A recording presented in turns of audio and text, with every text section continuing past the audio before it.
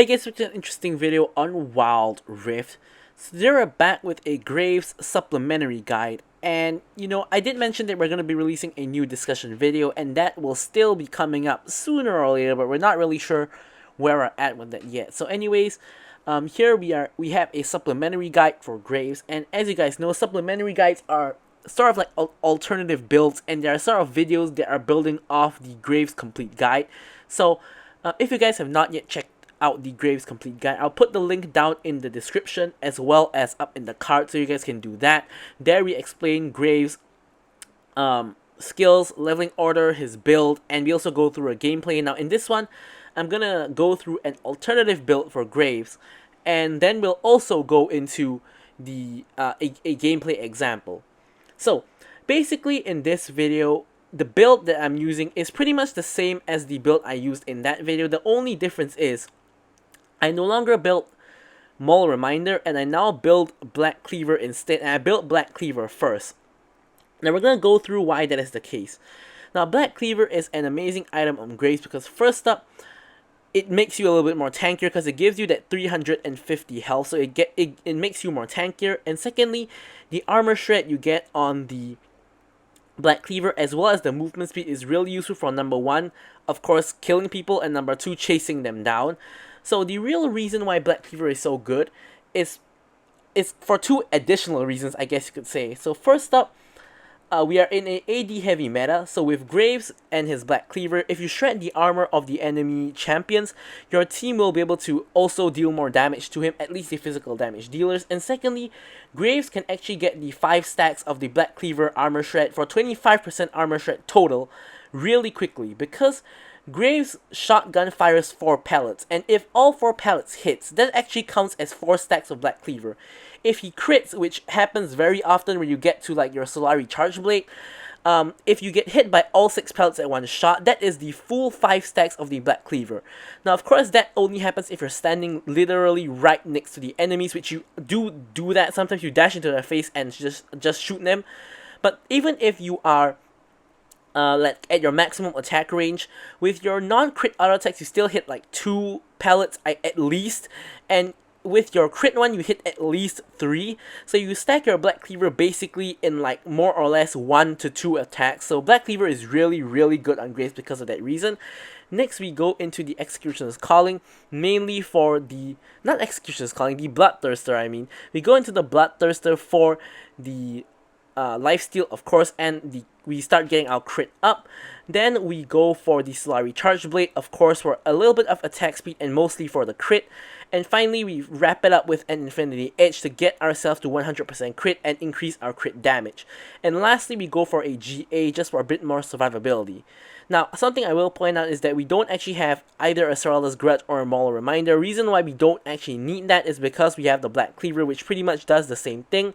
The only real difference is the lack of Grievous Wounds, which will, of course, hurt in certain matchups, like versus tanky top laners, sort of like a Garen or mainly a Mundo with a whole lot of healing. But even against like characters with a lot of healing that are, for example, squishy, like for example AD carries, like for example Jinx with a Bork or Kaisa with a Bork, you still will destroy them very quickly because you just have too much damage. They can't out-heal your damage. So it doesn't really matter versus squishy targets. It's only versus tanky targets like Dr. Mundo that it really matters to have a Executioner's Calling. But of course we don't have that, so we kind of need to rely on our team for the Grievous Wounds.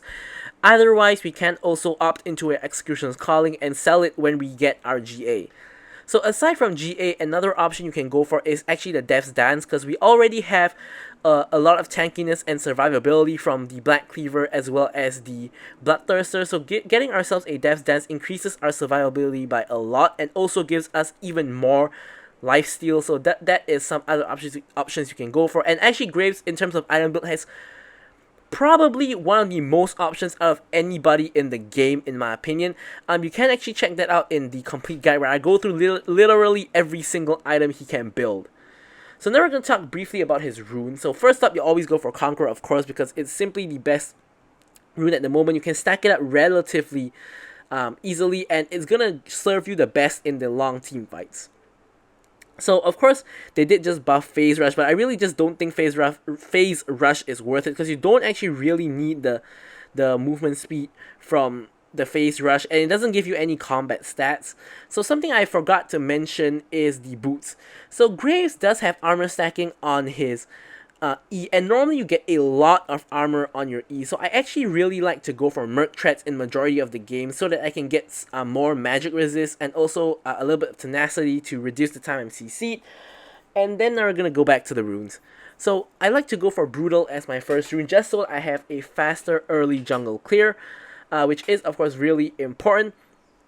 And secondly, I like to go for the Hunter Titan, just because Graves is a very short range marksman who needs to be in the thick of the fight, so having that tenacity is really going to be very helpful. And for the last one, I like to go for the new buffed Hunter Genius. Now, of course, your alternative here is your water walking, which allows you to go through the jungle faster, but I do like the 18 possible cooldown I can get from the Hunter Genius, because spamming your abilities in fights can make the difference, because you can proc your Slurry Charge Blade, you can smoke screen someone, you can dash out of the way, something like that. So I do enjoy having Hunter Genius. Now of course on all three runes you can of course go for alternatives. For example, on the first one you can also go for Hunter Vampirism, or even like a Triumph.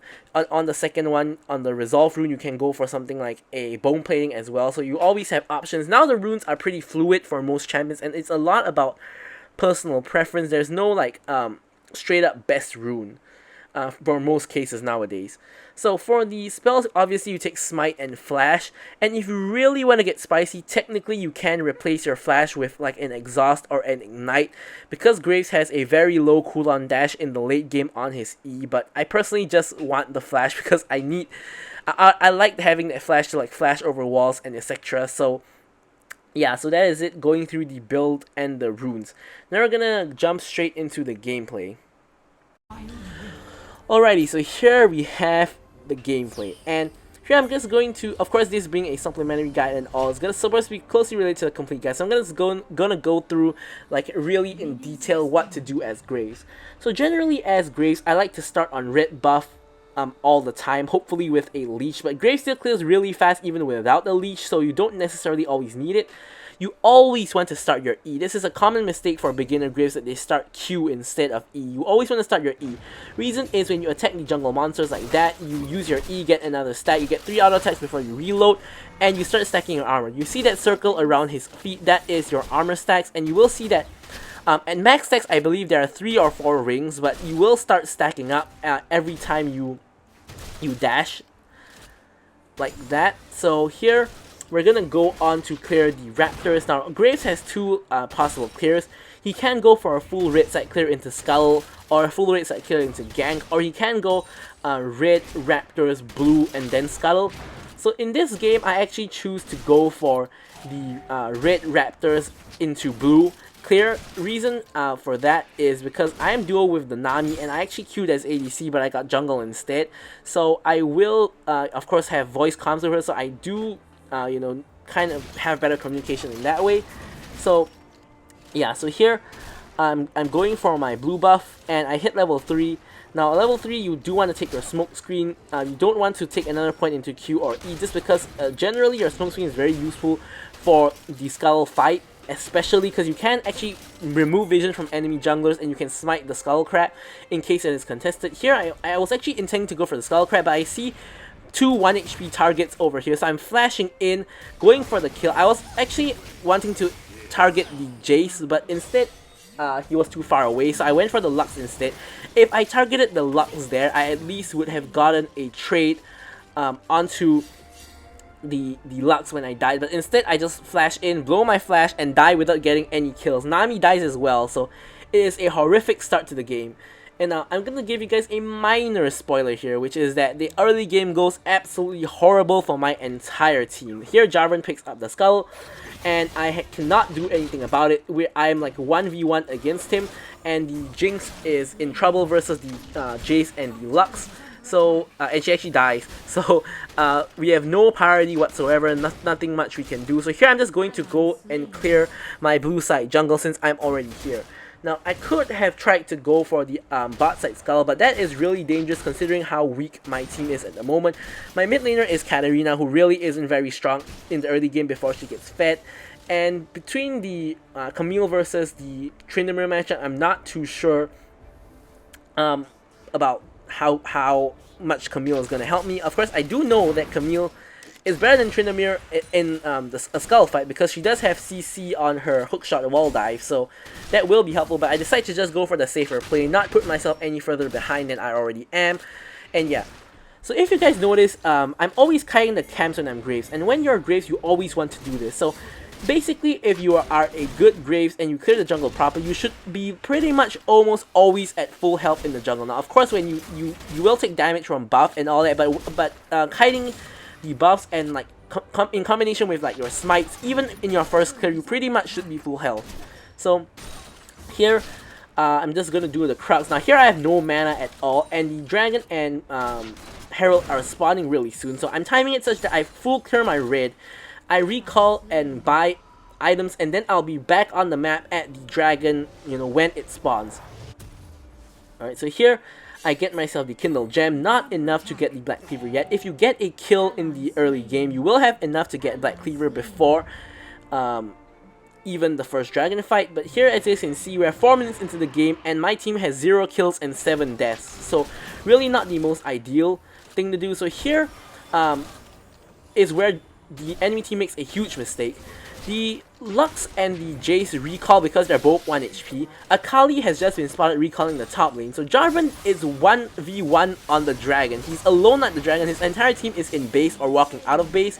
And by the time Akali reaches, we pretty much have destroyed the Jarvan already. And he pretty much gives us a free Dragon as long as I can smite it, which of course I do.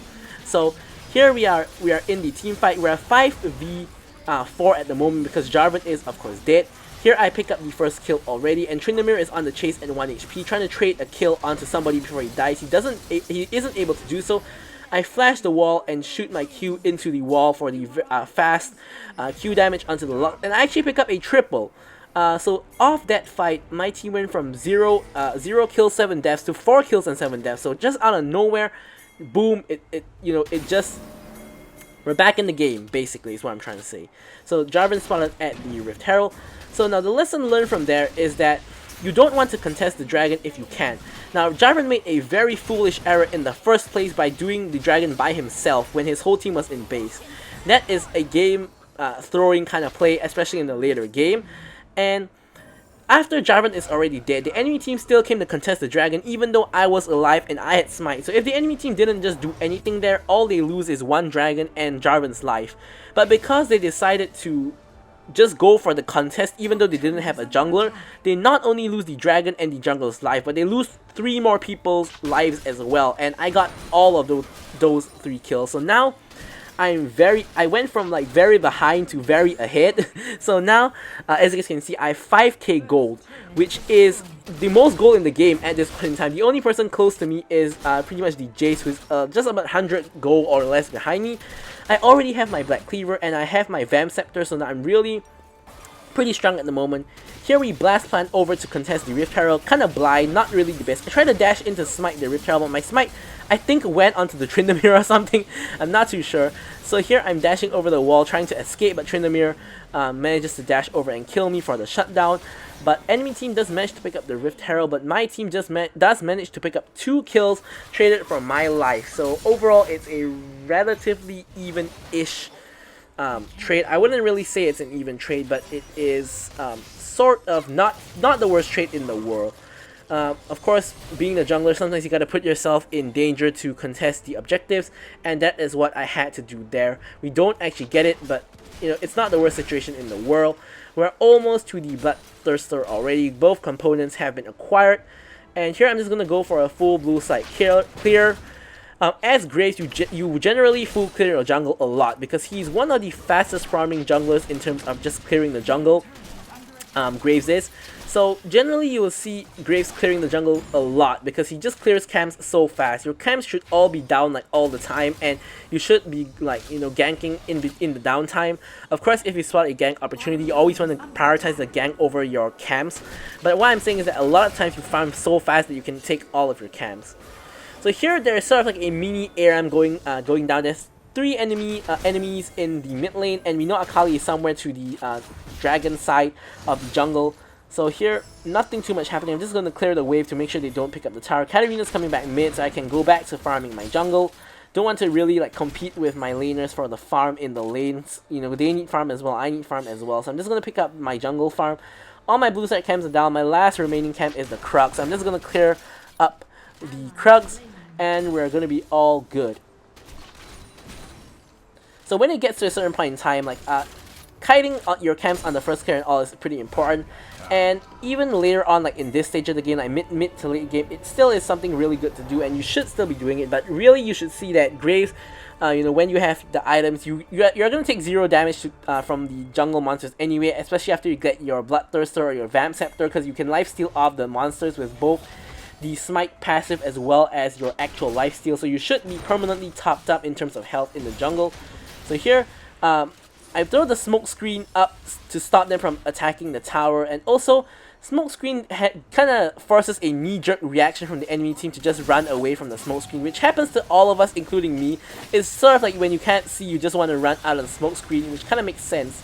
So here Camille goes in way too deep, but she blows the cooldowns of pretty much all of them. So here I'm just flashing in onto the Jace and onto the Lux, and I get the kills on both of them. Here, I'm trying to finish off the Jarvan, but Jarvan does survive with a little bit of HP. Tryndamere is just clearing the minions in mid. So here, we got a 3v1 on Tryndamere, so we're just going to see how much damage we can do to him. Jarvan backs, and Tryndamere has to back off. So here, we are going for the dragon.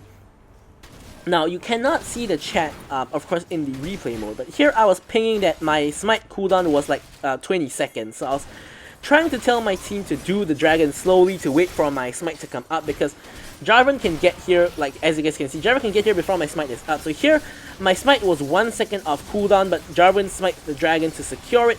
Unfortunately for me, there is nothing I can really do about this one. So here I get the kill onto Tryndamere, and we are in a fight versus the Akali as well as the Jace. Akali actually Zhonya's, which is actually a mistake, because I was 1 HP. If she didn't Zhonya's, I would have died there, and instead I actually managed to escape. Now, on the flip side, Akali herself did also manage to escape. So I guess, you know, if she didn't Zhonya's, she would have traded her life for mine.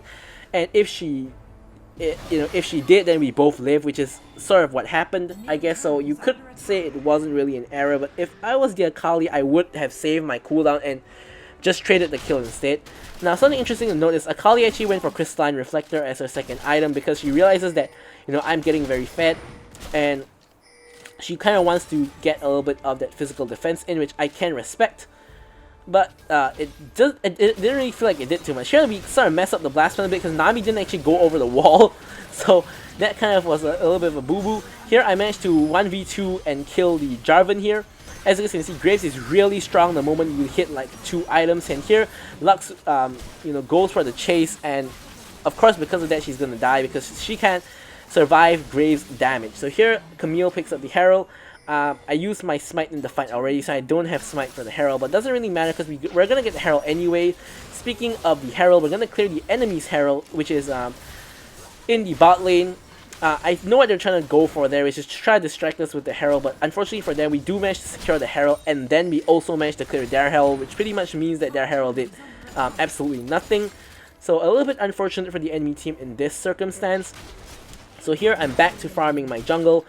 You want to farm your jungle as much as possible, because pretty much Graves, when you get your Black Cleaver, you're not so strong yet. When you get your Black Cleaver and your Bloodthirster, you can actually 1v1 most champions, and you can sort of also try to 1v2 a lot of the times.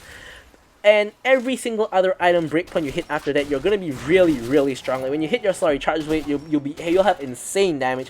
When you hit your Infinity Edge, you'll have even more insane damage. And yeah, pretty much that's about it. So here, I'm farming my entire blue side jungle as well. I actually have like no mana, but I picked up blue buff, so I should be good to go in that aspect. Here Skullcrab is up, so I'm going for Skullcrab as well. Of course, Katarina hops on over, daggers to Skullcrab for the kill on the Skullcrab. Gotta give her the thumbs up. Because as you guys know, junglers get more gold from farming jungle monsters than laners do, so generally you want to give the jungle creeps to your jungler. And here we pick up the Slurry Charge Blade. So now at this point we are super strong. No two ways about it. We're pretty much going to be able to 1v1 or 1v2 almost anybody on the entire team, considering no one in particular on the entire team is fed. Like, the entire team's kill distribution is pretty much evenly split, whereas on my team, the kills are pretty much concentrated mostly on me. So it's basically a case where both teams, in terms of total goal, we are 3k goal behind them, but I would say it's relatively even. 3k goal is not the worst in the world. Anything more than 3k I would say is pretty big of a difference, but 3k goal, not the worst in the world. Here I'm very strong. I'm trying to chase Jarvan. Jarvan flags and drags over the wall, and here I'm trying to finish off the kill. I ult, but I don't actually think the ult hits him, so he doesn't die. Akali overextends though, and I get the easy kill onto Akali. Unfortunately, Tryndamere full stack rage bar is onto me. He has ignited me, so I don't actually have the Grievous. I don't actually have the healing. I have a lot of reduced healing because of the Grievous wounds. I actually failed my dash over the wall there. I Zhonya's to allow my dash to come back up. I actually do manage to get the dash over the wall the second time and lifesteal off the minions. Meantime, my team actually finishes off the Tryndamere. So here I'm lifestealing off the wolves, and Nami gives me a heal as well. So I'm pretty much back to nearly full health for the dragon. So here Infernal Dragon is up. Obviously we're going to go for the Infernal Dragon. Here I'm dashing over the wall, popping the Blast Plant to deny the Blast Plant over the wall from the enemy team. Nice traps by the Jinx to zone the Jarvan away. Here you guys can see Jarvan is engaging, so instead of focusing the dragon and giving a 50-50 chance, I'm going to just kill the Jarvan first and then go for the dragon secure. So here actually our team is in really good shape now, but the only issue is top and bot lane are pushing in big time. Look at the huge waves in top and bot lane. Akali dives straight on in and pays for it with her life for killing Nami. Not too worth of a trade in my opinion. So pretty much at this point in time, we should have been able to actually pick up Baron with the amount of deaths that we got of the enemy team. However, because our wave states are so horrible, we instead have to focus on clearing out the waves. Because if we don't do that, then the waves are just going to push all the way to the inhibitors. So we have no choice but to clear the waves. Instead, I'm just going to farm my red side jungle, pick up the red buff. Now, of course, in this particular game, I shouldn't be giving my ADC or anybody my buffs because I'm the one who's fed and I'm the one who's carrying. As you guys can look at the scoreboard, I'm 11, 2, and 7. Like, my ADC is 5, 5, and 7. She's not doing too bad, but obviously I'm way more fed than she is, and I'll do way better with the buffs than she will. So here I'm actually just face checking the Baron because like 3 of our team was in top lane, so the enemy team could have tried to snuck a Baron. It would be risky, but they could have tried to snuck a Baron, so I just want to make sure that didn't happen. As you guys can see, 1 HP tower in mid. So here a fight breaks out in the mid lane, and of course I want to be part of the fight. So here Jarvan actually screws his team over by actually trapping them with me in the Jarvan ultimate. Now the reason why that is incredibly bad is because obviously we know when Graves Q hits terrain, it does burst damage a lot faster, and secondly, I'm fed and low range, so since I'm so fed, I want to be trapped with you. So it's almost like he gave me a free Camille ultimate onto his own team, and I managed to kill the Jarvan and the Akali because of his ult. So that is something you guys might want to take note if you play Jarvan, is that you don't necessarily want to always ult someone who's very fed on the enemy team, because you could just be trapping yourself with them instead of trapping them with you. Now if that guy is an ADC, obviously it is a good idea to do that, but if that's like a fed like set or something, that may not really be the best idea. So here we pick up a Baron off that finally. So here I'm just going to push the top lane. So here Camille, as you guys can see, is pushing down the bot lane, so you will notice that because of that, the enemy attention is going to be drawn to that bot lane. So here I get a free push in top lane. Now, I was initially intending to push the second tower as well, this tier 2 tower, because they are still rotating through mid. But actually, the Jace TPs to his tower. So instead, I'm just going to rotate to the mid and help my team pick up the mid tower, and then we're going to push onto the mid inhibitor. Now we know that Jace is at top, Lux is at bot, so this is a 3v4 at worst. Now Jace of course is coming, but we're just going to focus the tower here, and we do get the inhibitor tower, and huge damage by me, but try to ult for the kill, but it doesn't really work out. Akali tries to go in, does actually manage to get a kill onto the Nami, which is pretty much the only target she can kill very easily at this point. Here I get ignited, and I thought I could lifesteal off the wolves, but the last tick of ignite actually kills me right before I reach the wolves, so I was at this point in the game, I was thinking like, should I flash the wall to reach the wolves to lifesteal off the wolves? But I was thinking that nah, I don't think ignite is gonna kill me. Or I thought I could get to the wolves in time, but I was, you know, really mistaken on that one. So instead, I pay for that mistake with my life, unfortunately. Now, of course, I wasn't being greedy with my flash, and I think 9 times out of 10, flashing the wall to lifesteal off the wolves wouldn't really be the best idea. But yeah. So here Elder Dragon is coming up. So what my team should be doing is resetting. But as you guys can see, Jinx is a little bit busy farming. And the Katarina is there on time for the Elder Dragon. Camille is on the wrong side of the map. And the Jinx is only now just trying to reset. She's planning to attack the dragon, but she's pretty much waffling between resetting and not resetting. So instead here Katarina goes in by herself and finds herself in a 1v2 and dies right before the Elder Dragon, which is very not optimal. So here Jinx has just come out of base. I know I can burst down the red buff in like a second or so, which could be very crucial in the Elder Dragon fight. And we also know they haven't actually started the Elder Dragon. So here I have red buff, I have full build with my GA up. Blue buff not really that important to me, so just gonna Jinx is just gonna take that one. So here, as you guys can see, full build Graves going in. Jarvan tries to make something happen. He traps himself with me again with the Akali as well, and kills himself and the Akali again. I pretty much just go on to destroy the rest of the enemy team, and I believe that was the Tryndamere just runs away because he knows he can't really do anything when I'm in the pit, and I'm just gonna get a free Elder Dragon. So here, Baron 20 seconds away, but it doesn't really matter at this point in time. We can just go and force the end with our super minion wave in mid. So there, Jay's trying to do some poke, but you can see that the shield from the Bloodthirster makes it such that I don't even really take damage. So here, just forcing the end, the two of them are trying their best to stop it. Here, I'm just going to dash myself past them to auto-attack the base, and we get the victory. So now here you can see how hard of a carry Graves can really be as a jungler. I'll leave you guys with the stats as usual. So thank you guys for watching the video, and goodbye.